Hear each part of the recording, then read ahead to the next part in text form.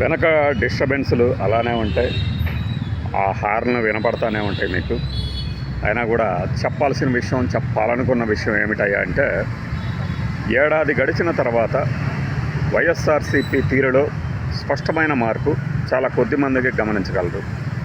అంటే ఆ మార్పుని గమనించే ఆసక్తి, వెసులుబాటు, అవసరం, ఇంట్రెస్ట్ ఇవన్నీ ఉన్న వాళ్ళకి అర్థమవుతుంది. అది గత ఏడాదిలో జరిగినటువంటి ఒక బీభత్సమైన ఓటమి తర్వాత, అది ప్రజలిచ్చిన తీర్పు కావచ్చు, కొంతమంది చెప్పేటట్టు ఆ ఈవీఎంల్లో తేడా వల్ల కావచ్చు, ఏదైతేనే అధికారం కోల్పోయిన తర్వాత ఒకటొక్కటిగా తాము గతంలో చేసిన తప్పులు కానీ, లేదు మీరు ఈ తప్పులు చేశారు అని కొంతమంది చెప్తున్న దానికి కానీ విరుగుడుగాన అన్నట్లు కొంత డ్యామేజ్ని పూడ్చే ప్రక్రియ. అందరితో పాటు మనం కూడా ఒక వీడియో చేసాం, ఎప్పుడో గుర్తులేదు. అదేంటి అంటే, ఇప్పటికైనా అమరావతి క్యాపిటల్కి సంబంధించి ఒక స్టాండ్, క్లియర్ కట్ స్టాండ్ తీసుకోండి. కాకపోతే దానికి టైం పడుతుంది. ఇప్పుడే కనుక ఒక స్టాండ్ ప్రకటిస్తే దాని మీద ఎన్ని విమర్శలు వచ్చినా కూడా మెల్లిగా ఎన్నికల సమయానికి దాని మీద ఉండే వ్యతిరేకత కూడా పోతుంది, మాట మార్చారు అనేది కూడా అని ఆ భావంతో ఇప్పుడు ఆ దిశగా అడుగులు పడుతున్నాయి. అందుకే మీకు ఎక్కడా లేని విధంగా కొన్ని ఛానల్స్లో మీరు థంబ్నెయిల్స్ చూస్తారు. ఆ రోజున వల్లభనేని వంశీని జగన్మోహన్ రెడ్డి కొట్టి తిట్టి అని, అలానే మళ్ళీ జగన్మోహన్ రెడ్డి గారు తన కుటుంబ సభ్యుల్లాగానే మిగిలిన రాజకీయ నాయకుల కుటుంబ సభ్యులను కూడా, చంద్రబాబు నాయుడు గారి కుటుంబ సభ్యులను కూడా తన కుటుంబ సభ్యుల్లానే గౌరవం, అభిమానం చూపిస్తారు అని జోగి రమేష్ లాంటి వాళ్ళ చేత నేను చెప్తుంటే మీకు ఆశ్చర్యం అనిపిస్తుంది. కొన్ని ఛానల్స్లో ఇంటర్వ్యూలు వస్తున్నాయి. దాని అర్థం ఏమిటి అంటే, గతంలో ఏదైతే అసెంబ్లీ కానీ ఆ తర్వాత కానీ బయట కానీ మాట్లాడిన మాటలు ఏవైతే ఉన్నాయో వాటితో జగన్మోహన్ రెడ్డి గారికి సంబంధం లేదు అని చెప్పే ప్రయత్నం. ఇది క్లియర్గా చెప్తున్నాను. ఇది చిన్న మెల్లిమెల్లిగా ప్రారంభమైంది. అది అందులో భాగంగానే ఆ ఇంటర్వ్యూలు వస్తాయి మీకు. పేర్ని నాని, జోగి రమేష్ గారు ప్రస్తుతం ఆ పనిలో ఉన్నారు. ఆ ఇంటర్వ్యూలో అవి చూసుంటారు మీరు. కాకపోతే అవి పేరుకి పెద్ద ఛానళ్ళు కానీ జనంలోకి వెళ్ళడంలో తక్కువ ఛానళ్ళు, చిన్న ఛానళ్ళు, కానీ వస్తాయి, మెల్లిమెల్లిగా వస్తాయి. దానికి ముందు అమరావతి ఎక్కడైతే మన ప్రధానమంత్రి మోడీ గారు ఒక పైలాన్ని ఆవిష్కరించారో అక్కడి నుంచి మనం ఒక వీడియో చేసినప్పుడే మనం ఒక మాట అన్నాం. సరళ రేఖా పద్ధతిలో ఉన్నటువంటి ఈ రోడ్డును వదిలేసి చంద్రబాబు నాయుడు గారు ఎందుకు ఈ లోపలికి వచ్చారో అని. అలానే చంద్రబాబు నాయుడు గారు ఏ ప్రాంతాల్లో అయితే రాజధాని పెట్టాలి అనుకున్నారో, పెడుతున్నారో వాటి గురించి కూడా జగన్మోహన్ రెడ్డి గారు మొన్న ఒక రోజు ప్రెస్ మీట్లో పెట్టిన సంగతి మీరు గుర్తు తెచ్చుకోవాలి. ఇది ఏ 500 ఎకరాలు సరిపోతాయి, గుంటూరు కాజా అటువైపు అన్నీ వదిలేసేసి ఈయనకి ఈ భూములు ఎక్కడికి కావాల్సి వచ్చినాయి, పోనీ వీటినన్నా సరిగ్గా ఏమైనా చేశాడా, వాళ్ళకే అన్యాయమే చేశాడు, రియల్ ఎస్టేట్ అంతా డమాలమంది అని. సో ఏంటంటే ఒక చిన్నపాటి ప్రయత్నం, సానుకూల వాతావరణం తెచ్చుకునే ప్రయత్నం జరుగుతుంది వైఎస్ఆర్సీపీలో.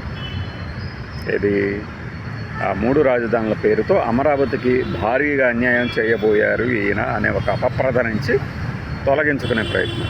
రెండవది, ఏవైతే కామెంట్లు చేశారో దాని ద్వారా డ్యామేజ్ జరిగింది, అదే కొంప ముంచింది అనేదాన్ని కవర్ చేసే ప్రయత్నం ఇది జరుగుతుంది. ఇది స్పష్టంగా మార్పు మొదలైంది అనడానికి ఒక దృష్టాంతం, అంటే ఉదాహరణ.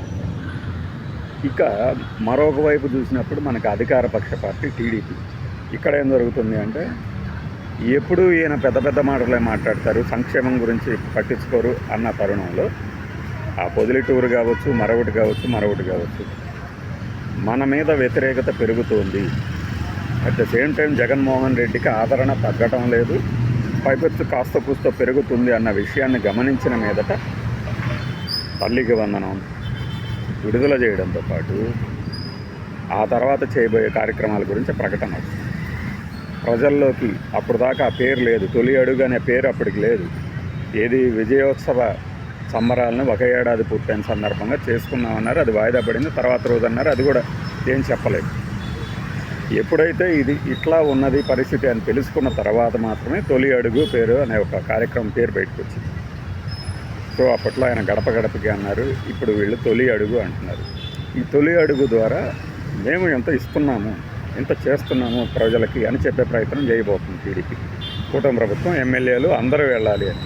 అట్ ద సేమ్ టైము మీ మీద వస్తున్నటువంటి అవినీతి ఆరోపణలు నేను సహించను, వన్ టైం ఎమ్మెల్యేలుగా మిగలాలనుకోవట్లేదు మీ అందరినీ అని చెప్పడం ద్వారా జనసేనలోని ఎమ్మెల్యేలకి, టీడీపీలోని కొంతమంది ఎమ్మెల్యేలకి నేను గమనిస్తూనే ఉంటా మీ పనితీరు అని డైరెక్ట్గానే చెప్పారు. సో ఏంటంటే అధికార ప్రతిపక్ష పార్టీలలో మార్పు స్పష్టంగా కనపడుతుంది. ఈ మార్పు ఇది ఇలానే కొనసాగితే ఏంటంటే ఒక ఆరోగ్యకరమైన, అంటే ఇప్పుడు మన వీడియోలు చూసేవాళ్ళు ఎవరికి బూతులు వినపడవు, బూతులు కనపడని ఉండవు కామెంట్లు, హాయిగా ఉంటాయి వాళ్ళకి, నాకు తెలుసు ఆ సంగతి. అలానే రాజకీయాలు కూడా అలా సాగుతాయి. లేదు ఎక్కడన్నా లైన్ తప్పారనుకోండి, లైన్ తప్పినప్పుడు మళ్ళీ పరిస్థితి పునరావృతం అవుతుంది, అందులో సందేహం లేదు. దానికి తోడు ఇప్పుడు ఎవరైతే ఈ నానా చెత్త పోగేశారని గతంలో అన్నారో వారందరూ కూడా రాబోయే రోజుల్లో ఖచ్చితంగా మీడియా ముందుకు వస్తారు. వాళ్ళు జరిగిన దాని మీద వాళ్ళ వెర్షన్ వినిపించబోతున్నారు. స్పష్టంగా వైఎస్ఆర్సీపీకి సంబంధించి ఆ మార్పుని గమనించిన వాళ్ళకి అర్థమవుతుంది.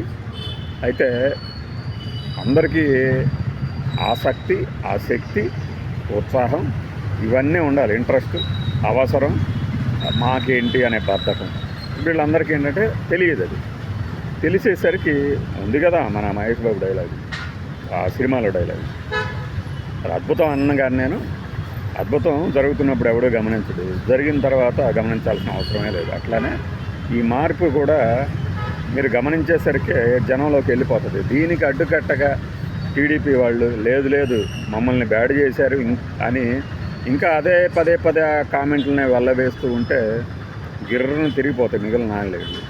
ఈ 5 ఏళ్లలో వాళ్ళకి విధించిన శిక్ష మళ్ళీ వాళ్ళకి ఎందుకు విధించాలి?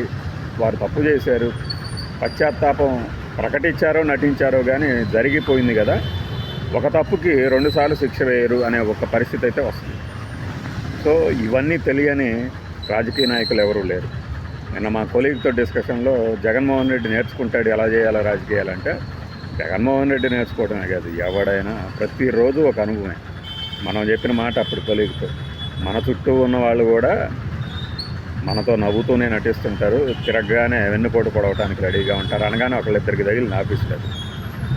అట్లా ప్రతి వాళ్ళు నేర్చుకోవాల్సిందే, నిత్య విద్యార్థులే జీవితంలో కానీ రాజకీయాల్లో కానీ.